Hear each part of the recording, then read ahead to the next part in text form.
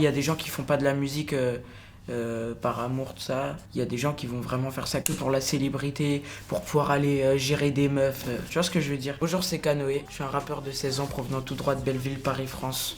J'ai envie de mettre tous tes rappeurs dans une seule case, ça serait la case du malaise. Bon. Moi, j'ai commencé par des freestyles sur Insta. Et en gros, à l'internat, je me suis fait un pote que je considère vraiment comme mon frère qui s'appelle Bichente. Et il avait écrit un texte de rap que j'avais particulièrement aimé. Et un soir en vacances, il y avait du monde.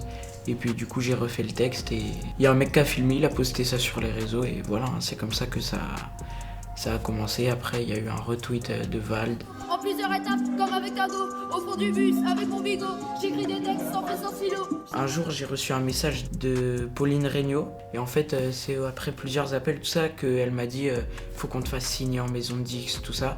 Et c'est là que je me suis vraiment rendu compte que c'était vraiment sérieux, tu vois. Pour le cash en balle, ça fait des actions. Avec nos scans, on part pour le million. C'est le minimum, sinon on casse tous les champions. On regarde par. Il y a plein de trucs qui ont changé.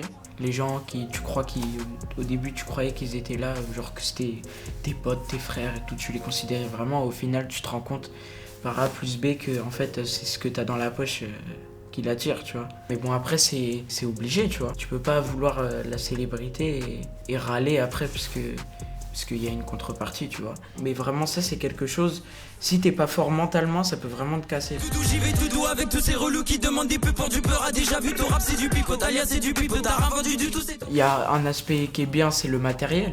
Par exemple, rien que les saps, tu vois, si j'avais pas le rap, je serais en Kalenji. Hein. C'est ce côté-là aussi qui est bien, hein. Faut pas le nier, tu vois.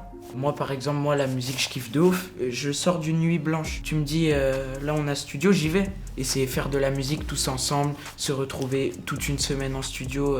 Tu vois, c'est vraiment ça aussi l'aspect positif. Après, les clips, ça aussi, c'est vraiment lourd. T'as kiffé le move du book, t'as kiffé le groove du book, t'as kiffé le move, t'as kiffé le groove, t'as kiffé le move du book. Je vais continuer comme aujourd'hui. Et si ça se passe bien aujourd'hui, il n'y a aucune raison que ça se passe mal demain, tu vois. En tout cas, si ça marche bien et que je finis premier du classement, tout ça, je continuerai à bien travailler, je m'arrêterai pas, je continuerai le charbon toujours. Et puis si ça marche moins bien, je continuerai jusqu'à ce que ça marche mieux. Boula, je redémarre, je suis arrivé Val, je fais tes mystérieux, on se rejoint au bière. La balle sort du canot, aussi vite qu'à Guépard, t'as qu'elle est pétée comme les blagues carambar. C'est Canoë qui met des teutards forts, des barres dans la pêche, casse ta porte.